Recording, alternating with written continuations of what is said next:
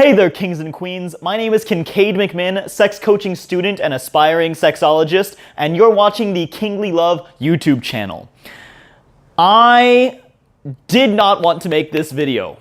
I'm going to be straight up honest with you guys. I didn't want to make it, but I have gotten several requests from people in the community, friends and family, that have asked me this question over and over and over again. So here we are, we're making it. And that question was, how do I stop or limit my porn and masturbation habits? And I find this question upsetting for a couple different reasons. Which, this is going to be a bit of a stream of consciousness video. You could consider this Kingly Philosophy Part 2, or Episode 2, I think is what we'll probably end up titling this. This video really, this question bothers me because it operates under the assumption that masturbating or porn use is indicative of an unhealthy behavior, an unhealthy habit, which simply isn't true. And I'll try to dispel a couple of myths as we go throughout this video. But I've gotten the question before, how are ways to limit my porn and masturbation habits? So I wanted to put together a list of things for you guys. I think that overall, trying to completely eliminate your masturbation habits is a terrible idea. But in certain extreme scenarios, it makes sense and it's okay to want to try to limit or cut back. So if you're one of those people that you are in an extreme scenario where your porn and masturbation habits are affecting your work, and those say there are a few scenarios of which it would be affecting your work. Let's say you're getting caught watching porn in the office and you get in trouble for that. That's obviously affecting your work, or you miss a work meeting because of it. If you forget to pick up your kids, or it is affecting your relationship where you would legitimately, intentionally rather go and masturbate than go out on a date with your partner, then those are a couple instances where it is affecting the outside of your life, and these strategies that I'm going to outline for you are warranted. For 99% of you, though, these strategies are not necessary to try to cut back. It's not necessary to cut back, and a lot of times what you guys are doing is perfectly fine and healthy. That being said, we're going to go into this. Let's see. So if you are in one of those extreme scenarios where you would want to cut back for some reason, first thing you can do is very easily try to set some rules for yourself. Set limitations on, okay, I'm only going to masturbate when the moon is out, which, believe it or not, is not all the time. There's a couple days a month where the moon's not out. So you could, on days when the moon is out, or days that end in Y, or if you want to be a little more restrictive, do every other day, or only on Tuesdays and Thursdays will you allow yourself to masturbate. So that's what's going to be, this top row here is going to be setting rules for yourself, or, only I won't masturbate, I'll masturbate between sunset and 10 o'clock, but if it's past 10 o'clock, I'm not going to do it. So set some simple rules for yourself that you know that you can follow. Don't make it too restrictive right off the bat. Don't try to make it, I'm only going to masturbate one time a month, because you're not going to do that. Very few people are ever going to do that, and I don't recommend that. Sexologists and a lot of the research that's out there say that you need to be masturbating at least once a week in order to maintain healthy sexual flow down there, in order to maintain your pelvic floor muscles, in order to maintain a healthy sexual response cycle. Masturbation is a lot like working out. If you only masturbate once a week, you're not going to see that many results. And as a matter of fact, if you try to do it less than once a week, your muscles are going to atrophy. If you try to exercise only once a month, or as seldom as possible, or try to cut out exercise from your life entirely, your muscles are going to atrophy. Your sexual response cycle is the exact same way. It's a muscle that you can flex, and that will get stronger over time and more conditioned over time. So don't try to set too restrictive rules for yourself right off the bat. If you are going to want to try to set rules for yourself, make them something that has some wiggle room and that you're not going to hate yourself if you mess up. Don't try to make it too restricted, because otherwise you're going to beat yourself up. Second is track your habits. Keep a journal. Just like how you would track your exercise habits or track your dieting habits. Go ahead and keep a journal of when you masturbate and how that is for you. What your masturbation habits are like in terms of how you're masturbating, when you're masturbating, how frequently you're masturbating. And then at the end of the week, you've got, you track it for a couple days, and at the end of the week, tally up your results. And so what that'll do is that allows you to look back reflectively and say, okay, am I masturbating more frequently when I am alone on a Friday night and have nothing better to do?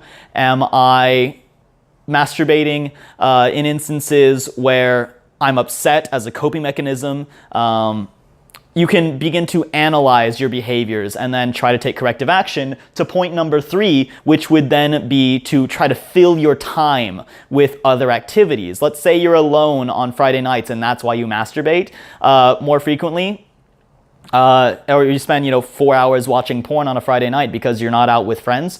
Try to fill your time with other activities. For example, on Monday, go and play volleyball. There's a myth out there that masturbation will kill your social life, or that if you're masturbating, it must mean that you don't have an active social life. And that's not true. There's a myth that if you're masturbating, it's because you're sad and you're lonely. And that's not true. There's a myth that, masturbation causes people to be like really reclusive, and that's part of the reason why we have so many people nowadays that are really reclusive and really withdrawn, and they're not people are masturbating and they're not going out and socializing. The truth is that 30, 40 years ago, those same people who would be masturbating today instead of going out and socializing weren't going out and socializing 30, 40 years ago. But instead, they were at home. They were still being reclusive, but they were at home collecting stamps, or I don't even know what, playing D&D. I love D&D. I've got it, start up here. So the point is that people who are masturbating are still the same people who years ago would have been, being reclusive and masturbating are still the same people who 30, 40 years ago would have been reclusive, but just filled it with other things. So if you are working on trying to fill your time with other social activities, then that's a great step in the right direction. Instead of trying to cut back on porn, try to fill your time with more healthy behaviors and activities. For example, on Monday you play volleyball, on Wednesday you have dinner with your friends, and then on Friday you play D&D with your friends, or you prep for your D&D session later that weekend. Those are things that you can do to fill your time and that are social, that allow you to work on creating a healthier ecosystem and a healthier life overall, instead of just trying to cut back on masturbation. All right, sorry, our video cut out for a second, so we're having to kind of redo things here. So number 4 is reward yourself. Set a hard goal for yourself. Set a goal or a challenge, and then when you achieve that goal or challenge, use masturbation as a reward for that. Instead of stigmatizing it and punishing yourself for when you masturbate, use masturbation as a reward. It is a thing that makes you feel good. Do it when you're also already feeling good because you accomplished another task. Like if you hit a sales goal, you can go ahead and reward yourself with a nice cozy masturbation session. If you submit that really hard paper you've been working for weeks on, then use that as a reward. Or if you have sex, masturbate right afterwards. That's a fantastic way to connect with your partner and then have some time for yourself and reward yourself for yeah, job well done. That's like a self 5, job well done. You can, believe it or not, porn and sex can coexist healthily in a relationship. They're not mutually exclusive. You can have them both, and do them both at the same time, or one right after another, or any combination they're in. They're both tools within a healthy sex life that you can utilize and use whenever you want to. And then lastly, number 5 is what I call the brush your teeth mentality. And this is my favorite. When you think about it, I want you to kind of work with me here for a second. When you think about it, we as a society don't have a stigma about brushing our own teeth or, bathing ourselves or wiping our own butts or combing our own hair. These basic things that we need to do for ourselves, we have no problem or no stigma against doing for ourselves on a regular basis. But for some reason, we have a stigma against masturbation, and especially frequent masturbation. And I never understood that. And we have a stigma against taking care of our own sexual urges, which would be masturbating. So why do we have that stigma against, we don't feel bad when we brush our own teeth. We don't feel bad when we bathe ourselves or wipe our own butts. Why do we feel bad when we take care of our own sexual urges? I want you to really ponder that question. And then really evaluate, why do I feel bad about this? The answer is there's no real need to. It's just a bodily response that you're taking care of. So I call the brush your teeth method to just have it incorporate your masturbation habit as a part of your daily routine. It's just something that you do to take care of yourself. It is a self-care methodology, just like brushing your teeth is a form of self-care, just like meditation is a form of self-care. I view masturbation as a form of self-care that can be done as frequently as needed to help facilitate a healthy self-image within yourself. Those are, and that is, I think that is invaluable. Those are my favorite, if you want to try to cut back on masturbation, those are some techniques to keep in mind for that. There are people that'll be out there. There are organizations and forums that are out there that will say that masturbation is bad and that will go to techniques to try to cut down on masturbation entirely, and I don't advocate for that at all. These are for very limited cut down in extreme situations. The truth is that 99% of you are perfectly healthy at the level of masturbation and frequency that you guys are at. And your habits are perfectly healthy. You probably don't need to really do many or any of these. And there are people that will try to make you feel bad for doing that. But if you look at any sort of real, logical, sex-positive material that's out there, they all advocate for healthy use of masturbation. And frequent use of masturbation to, again, flex that sex muscle, so that sexual response muscle, so that way whenever you do have a partner, or even if you already do have a partner, you're able to better communicate what it is that you like and what you don't like. To be able to cut that out of your life entirely, I think is a grievous error. The people that are a part of those more masturbation and sex negative programs will tell you that because they're not masturbating, they have all this energy to go and do other things. But again, that kind of ties into point number 3, where if you fill your time with other positive things, masturbation can peacefully coexist with those other more social and healthy and productive activities. They're not mutually exclusive. You can have both in the same life. I'm rambling and I apologize. But I just want you guys to think about these. These are things that I really do believe that you can coexist peacefully.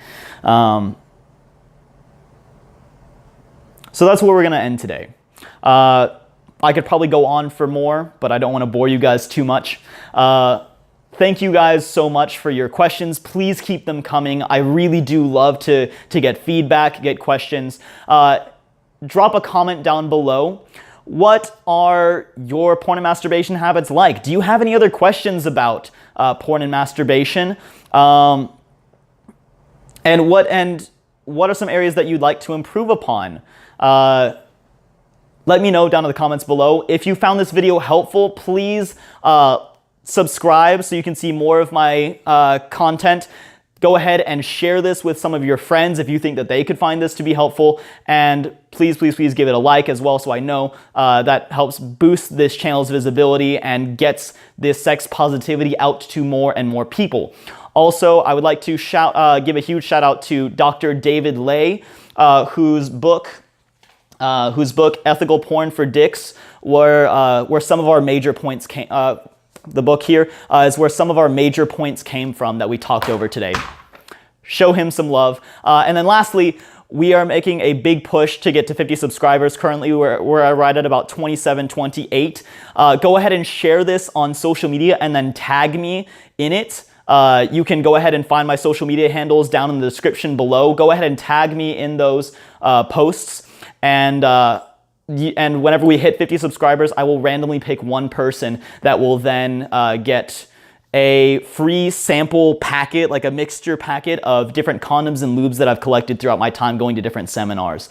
So please go ahead, like, share, and subscribe to this video. Handles down in the description below. Share this and tag me on social media. Until next time we see each other, love like royalty.